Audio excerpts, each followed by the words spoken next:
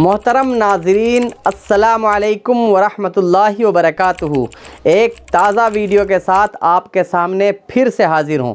میں ہوں مفتی غلام محمد اشرفی مصباحی اور آپ دیکھ رہے ہیں نو اینڈ گرو۔ اس ویڈیو میں ہم بات کریں گے کہ کن موقعوں پر بسم اللہ الرحمن الرحیم پڑھنا صرف ناجائز ہی نہیں بلکہ کفر کی حد تک پہنچ جاتا ہے۔ تو آئیے شروع کرتے ہیں۔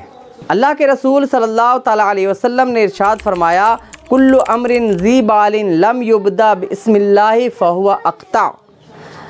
ہر عظیم الشان کام، بہترین کام جس کو بسم اللہ الرحمن الرحیم سے شروع نہ کیا جائے وہ ادھورا ہے، نامکمل ہے۔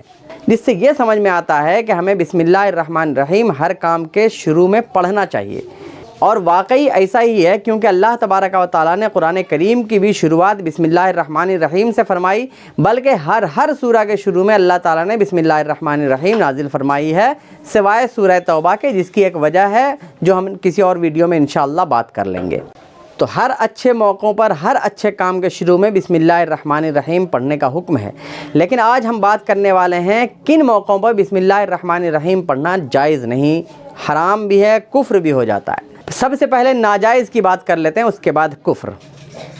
اگر کوئی انسان چوری کرتا ہے یا زنا کرتا ہے یا جھوٹ بولتا ہے یا جھوٹ بولنے والا کوئی کام شروع کر رہا ہے، یعنی ایسا کام شروع کر رہا ہے جس کا کرنا حرام ہے، اور اس کام کے کرنے کے وقت اگر وہ کہتا ہے بسم اللہ الرحمن الرحیم اور اس کے بعد مان لیجئے وہ شراب پینے لگتا ہے یا جوا کھیلنے لگتا ہے، اس طرح کا کوئی بھی حرام کام کرتا ہے، اب یہ دیکھا جائے گا کہ جب وہ یہ کام شروع کر رہا ہے اور بسم اللہ الرحمن الرحیم پڑھ رہا ہے تو وہ اس کام کو کرنا جائز سمجھتا ہے یا ناجائز سمجھتا ہے، یعنی حلال سمجھ کر کے شراب پی رہا ہے یا حرام ہی سمجھتے ہوئے شراب پی رہا ہے۔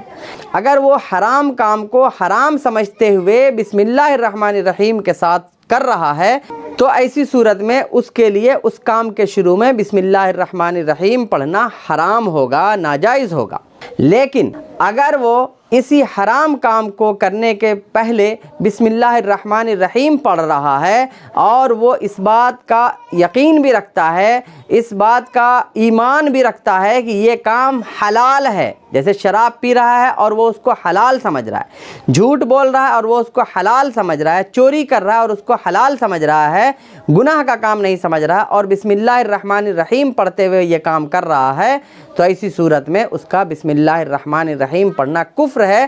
اس کے اوپر لازم ہے کہ وہ اپنے گناہ سے توبہ کرے اور اس گناہ سے بھی توبہ کرے اور دوبارہ سے کلمہ شریف پڑھ کر کے مسلمان ہو۔ امید ہے کہ آپ کو یہ نیا ویڈیو پسند آیا ہوگا۔ Please like, share and subscribe کر لیجئے۔